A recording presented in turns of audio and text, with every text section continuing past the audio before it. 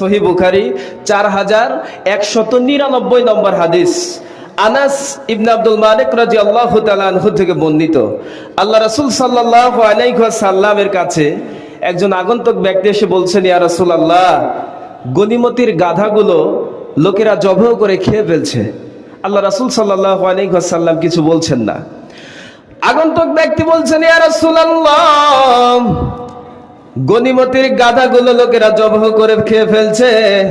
আল্লাহ রাসূল এইবারও কিছু বললেন না।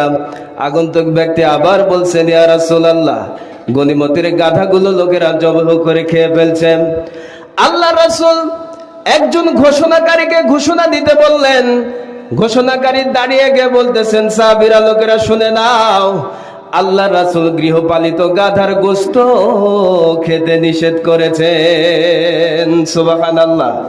সহিহ হাদিস বলছে, যেই মাত্র আল্লাহ রাসূল সাল্লাল্লাহু আলাইহি ওয়াসাল্লাম এই ঘোষণাটা দিয়ে দিয়েছেন, লোকেরা শুনতে পেয়েছে। হাদিসের মধ্যে এসেছে, গাধার গোশতগুলি ডেকসির ভিতরে টকবক টকবক করে জ্বলছিল, টকবক টকবক করে ফুটছিল।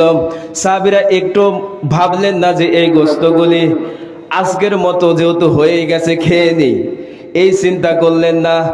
সাহাবীরা যেই মাত্র শুনেছেন, ওই টকবক করা গোশতগুলি সঙ্গে সঙ্গে চুলার উপরই উল্টিয়ে দিয়েছেন। সুবহানাল্লাহ।